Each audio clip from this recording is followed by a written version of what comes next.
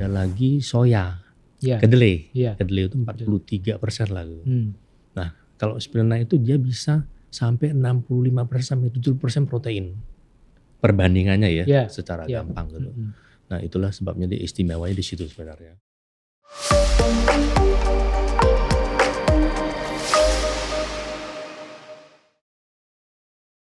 Halo teman rasa, jumpa lagi dengan saya, Cak Tom. Inilah Aku Rasa, Akar Kuliner Nusantara. Dalam episode kali ini, kita kedatangan tamu istimewa, Pak Ted Samuel. Pak. Selamat datang Pak Ted Terima kasih. di studio Aku Rasa. Teman rasa, apa yang dilakukan oleh Pak Ted ini adalah satu hal yang sangat istimewa, unik, dan mungkin belum ada dan belum banyak orang yang melakukan apa yang sudah diinisiasi oleh Pak Ted ini. Beliau bergerak di dalam sebuah usaha pangan atau kuliner yang berbahan dasar spirulina. Ini menarik. Apa itu spirulina? Nah, Pak Ted. Ya. Ya. Ini menarik Pak Ted. Betul Pak. Ya, mungkin pertama kali bisa Pak Ted perkenalkan kepada teman rasa, Ya. Bapak. Ya. Seorang Ted Samuel. Ya. Saya Ted Samuel. Bisa lebih dekat. Ya, budidayanya berkaitan dengan spirulina yang kami lakukan sebagai sebuah usaha untuk mengenalkan sesuatu yang baru. Secara pribadi sih saya nggak punya background di dalam dunia kuliner. Ya. Saya ini aslinya akuntan. Akuntan, Ya. luar biasa. Tapi Akuntan. 20 tahun yang lalu Pak. Setelah itu kami berubah profesi karena kami ngeliat bahwa ya pangan itu punya potensi besar. Kalau pangan yang apalagi yang unik gitu.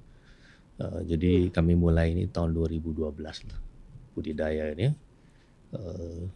Di mana budidaya ini spirulina itu sendiri sebenarnya adalah ganggang laut.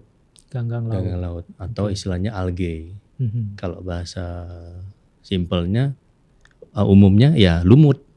Karena ya? dia ngambang lumut. di air gitu. Oke. Nah, keistimewaannya adalah dia ini proteinnya tinggi, Pak. Kategorinya disebut orang superfood. Superfood. Kenapa superfood? Karena makanannya super. Kalau kita misalnya bandingkan dengan barang lain, makanan lain maksud saya, daging itu proteinnya 25%.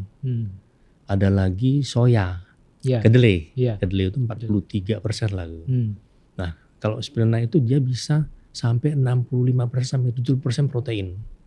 Perbandingannya ya, secara gampang gitu. Nah, itulah sebabnya dia istimewanya di situ sebenarnya. Ya. Ya. Ini menarik sekali Pak Ted.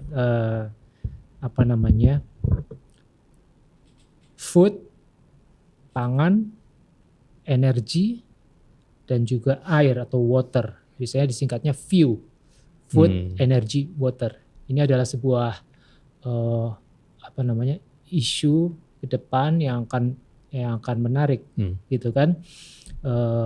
Penduduk bumi ini makin banyak, butuh pangan, butuh energi, dan air bersih. Nah, Pak Ted sudah memilih untuk bergerak di bidang pangan karena keistimewaan dari spirulina tadi. Nah, yang pertama saya pengen tahu nih Pak Ted, karena ini kan nggak banyak orang atau belum banyak orang yang tahu ya. Tadi Pak Ted sudah ceritakan tentang kandungan dari spirulina, potensinya, seperti itu. Tantangannya tentunya adalah bagaimana mengedukasi market atau masyarakat tentang ini, manfaat spirulina ini. Gitu. Ya, itu memang dari awal kami sudah paham situasi itu. Memang jalan itu kami pilih lah. Gitu. Ketika kami mulai pun kami memilihnya sebagai sarana untuk menggantikan import. Karena dulu substitusi impor, Karena dulu produk ini dikenal sebagai food supplement. Dijual dalam bentuk orang kalau makan ketika dia butuh dalam keadaan merasa lesu. Ada yang memposisikan bahkan sebagai obat gitu. Iya. Gitu. Kebutuhan karena kondisi malnutrisi gitu Betul, betul.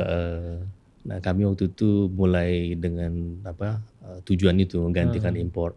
Tapi ternyata itu tidak gampang. Karena memang perusahaan-perusahaan yang mengimpor itu punya afiliasi dengan global perusahaan mereka. Jadi mereka tetap sourcing dari sana. Meskipun sebenarnya produk kami juga bisa sebagai pengganti karena lebih murah, dengan kondisi lebih baik, pengiriman lebih cepat karena di lingkungan Indonesia. Nah waktu kami mulai nggak tumbuh tuh Pak, atau tumbuhnya pelan. Pertama masyarakat nggak tahu, kedua industrinya kan tertutup gitu. Gitu. Tapi kemudian kita pikir, wah kalau seperti ini terus, wah ini bisa kolaps nih. Nah, jadi kami kemudian coba bertemu dengan beberapa teman yang di industri pangan, termasuk waktu itu saya ingat betul ketemu sama Chef William Wongso. Beliau memberikan beberapa nasihat lah atau pandangan gitu. Itu membawa pikiran kami tuh Pak. Saya pikir wah ini harusnya memang bukan posisi sebagai food supplement, harus jadi pangan harian sebenarnya gitu. Seperti jadi Pak Ted melakukan repositioning. Betul. Spirulina bukan lagi sebagai food supplement yang marketnya terbatas, niche market benar, dan mungkin juga jadi sesuatu yang quote and quote mahal. Ya persepsi orang begitu gitu ya. Jadinya begitu. Oke, lalu setelah ketemu Pak Om William, ini sekarang mulai diperkenalkan dan dinarasikan sebagai sebuah produk yang layak dikonsumsi secara harian. Betul, gitu betul. Ya. Jadi menjadi menu keseharian kita. kita. Sama aja seperti kita makan sayur, telur, gitu, tempe, tahu, gitu. Ya kenapa harus itu dimakan hanya ketika kita butuh dalam keadaan lesu atau apa, kan tidak. Gitu. Menjaga kesehatan dengan nutrisi yang cukup itu sebenarnya kunci kan. Ya, itu yang kami lakukan. Sebenarnya. Nah selain protein tadi yang memang dia sangat tinggi protein dibandingkan produk yang lain, apa nutrisi yang lain dari spirulina ini, manfaatnya buat tubuh kita? Kalau kita lihat protein itu kan diposisikan sebagai makronutrien. Dari sisi misalnya kita masih makan karbohidrat, lemak, air dan ini ya. Nah protein itu ketika kita masuk lagi melihat di sisi mikronutriennya, ternyata sebenarnya itu banyak sekali. Paling tidak menurut kami setelah kami uji lab dan research itu ada 36 zat nutrisi Pak. Di dalam spirulina. Itu sebenarnya superfood lagi kan. Karena protein tinggi, terus dia lengkap. Cukup lengkap lah, bukan lengkap penuh ya. Dia kalsiumnya tinggi, kemudian dia zat besinya juga tinggi, lalu dia ada omeganya, ada beta karotinnya, total 36 Pak. Ada asam amino. Yang semua itu esensial buat tubuh, gitu, buat organ internal kita, regenerasi sel, buat kulit, gitu. Jadi kelebihannya itu ya pertama protein tinggi, lalu kandungannya lengkap, sehingga kalau kita makan dalam bentuk itu sebenarnya bisa menggantikan banyak sekali. Tapi itu kita positioning sebagai pelengkap aja, makan aja tiap hari nggak apa-apa, gitu. Itu sih Pak. Ya, oke. Jadi tadi kan disampaikan spirulina ini sebenarnya adalah ganggang, gitu kan. Selain tadi dia punya 36 jenis nutrisi yang ada di dalamnya. Jadi sebenarnya spirulina apa itu namanya? Boleh nggak sih Pak disebut tanaman? Bisa Pak. Bisa ya. Dia tuh sebenarnya migrasi antara tanaman hidup dan ke tanaman. Oke, jadi itu dia tanaman dalam bentuk yang sederhana gitu ya, betul, nggak ada batang, nggak ada itu, kan dia itu layang-layang gitu ya kalau di laut gitu ya. Ya, nah, jadi sebenarnya ada berapa jenis spirulina itu? Apakah semua jenis itu bisa dikonsumsi? Enggak. Kalau sekarang yang umum tuh ada 2 Pak. Kalau nama biologinya itu Artospira plantensis sama Artospira maxima, itu yang umum gitu. Nah kita tuh membudidayakan Artospira plantensis. Spira itu karena dia bentuknya spiral. Iya. Kalau kita gedekan pakai mikroskop 1000 kali, itu nampak dia spiral. Makanya spirulina gitu sebutannya. Nah menarik ini Pak. dari gambaran tadi itu jadi sebenarnya yang dilakukan oleh perusahaan Bapak ini dalam hal budidaya kan ini Ya, membudidayakan spirulina ya. Ya. Gimana tuh Pak? Bayangan saya karena tadi dibilang tanaman ya ini ada ditanam gitu kan. Dan dia medianya apa sebenarnya? Dia tuh tanaman laut, Pak. Tanaman laut. Bukan ideal. Dulu itu dibudidayakan atau secara alamiah tumbuh di laut dalam. Kalau kembali mungkin beberapa ratus tahun lalu ya, itu makanan awal manusia purba juga itu. Jadi bukan barang baru sebenarnya, cuman kita baru kenal di Indonesia. Nah kami membudidayakan tidak di laut, karena laut kita ya kita tahu agak polutan dan kadar garam di laut itu kan tinggi. Jadi kami budidayakan di greenhouse. Di greenhouse gitu. Berarti Bapak kopi ekosistem laut gitu ya, ekosistem lautnya tadi di greenhouse. Dengan air tawar, Pak. Dengan air tawar. Tapi digaramin. Oke. Air tawar digaramin. Supaya terkontrol. Garamnya pakai garam dapur itu. Gitu. Jadi level garamnya kita kontrol juga. Karena kalau di laut itu kita pakai skala misalnya level garamnya itu 30. Di kita itu cuma 3.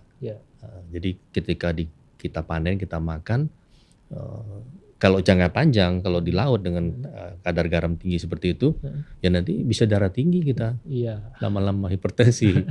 Dan lagi kalau saya bayangkan karena kondisi laut kita hari ini kan juga enggak yang alami banget gitu ya, karena ada polutan tadi Bapak bilang gitu. Kemudian juga kita bicara hari ini sampah plastik. Ya kan pasti akan ada cemaran-cemaran gitu ya. Jadi dengan apa yang Bapak lakukan ini kondisinya lebih terkendali gitu ya, bisa lebih ideal lah. Lebih ideal di dalam greenhouse itu. Oke. Nah, tadi Pak Ted sampaikan bahwa yang awalnya sebagai food supplement ini Bapak ikhtiarkan untuk menjadi makanan yang bisa dikonsumsi sehari-hari. Ya. Nah, ini menarik teman rasa sekalian, di atas meja ini sudah ada beberapa produk yang ini sangat menggugah rasa. Ini apa nih Pak Ted? Ini cincau, Pak. Cincau jelly dari daun segar. Lalu kita tambahkan kandungan spirulina. Oke. Kelihatannya segar banget. Iya, pakai gula aren, boleh Pak. Dicoba nggak nih? Lalu ini ada mie instan, Pak. Mie instan ini juga mengandung spirulina. Oke, boleh diceritakan Pak Ted tentang produk-produk ini? Ya. Kalau mie ini kita kembangkan, kita berpikir begini, ketika kita pengen edukasi masyarakat mengenai manfaat spirulina, kita harus cari media paling gampang. Gitu. Nah menurut kita mie itu kan sudah dikonsumsi seperti layaknya pengganti nasi juga. Iya. Boleh dibilang penetrasinya tinggi lah, gitu. Dari anak-anak sampai dewasa. Tapi kan persepsi orang mengenai mie itu adalah dia karbohidrat penuh. Lalu ada persepsi kurang sehat segala macam gitu. Nah kita tambahkan itu Pak. Jadi mie ini memang spesial, dia tidak digoreng, dia di baking. Berbeda dengan mie umum, mie instan biasa gitu. Di baking itu dipanggang. Ya. Jadi tidak ada minyaknya gitu. Ya, prosesnya tidak melalui penggorengan, digoreng tapi dipanggang. Lalu warna pun juga itu ya dari spirulina. Bukan dari yang lain-lain. Ya. Warna hijau, biru kehijauan atau hijau kebiruan? Hijau kebiru-biruan Pak, hijaunya lebih banyak. Hijau lebih banyak ya. Karena memang spirulina itu mengandung banyak klorofil. Betul. Ya. Jadi ini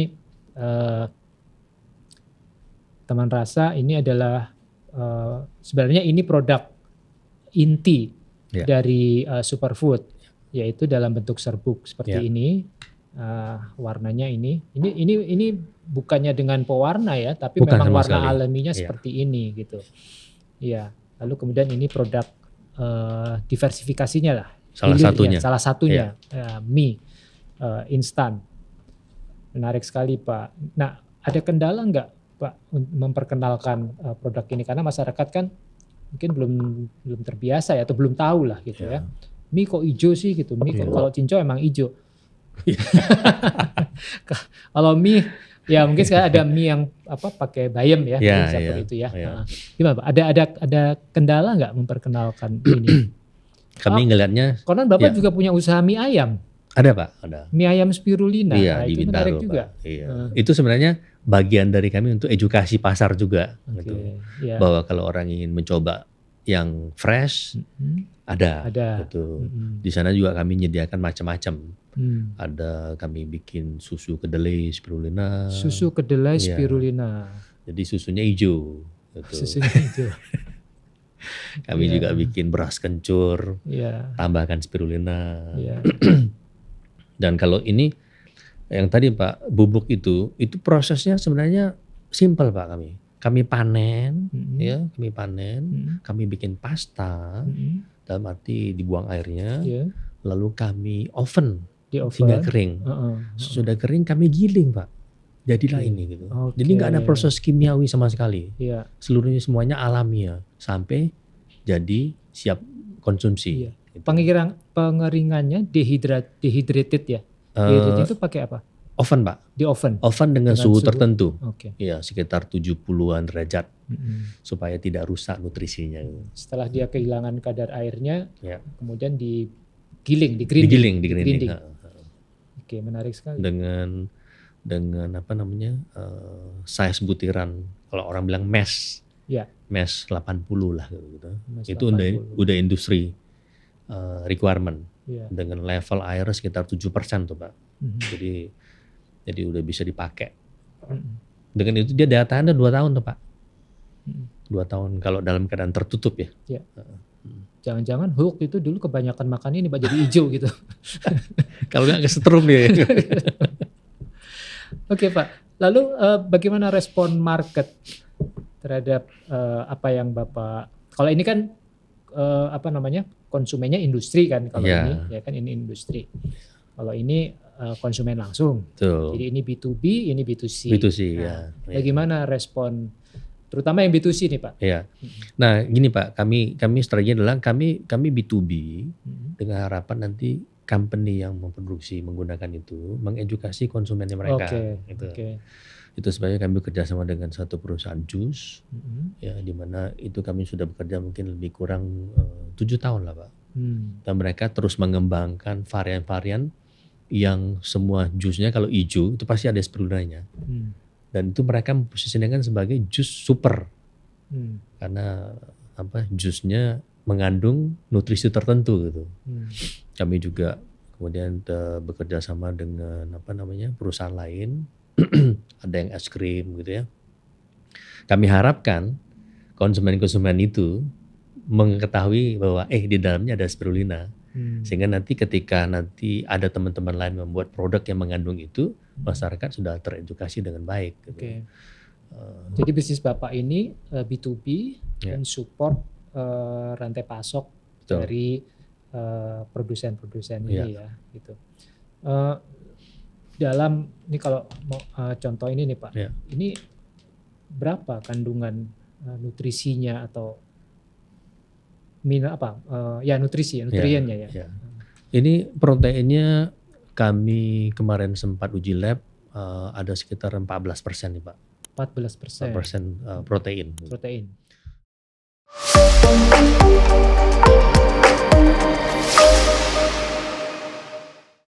Tadi Bapak sampaikan soya, susu kedelai, bahkan juga kemudian bisa buat tempe ya Pak ya? Betul Pak. Untuk tambahan betul. Tempe dan tahu bahkan. Tempe dan tahu. Tahunya jadi hijau gitu dong Pak? Jadi hijau.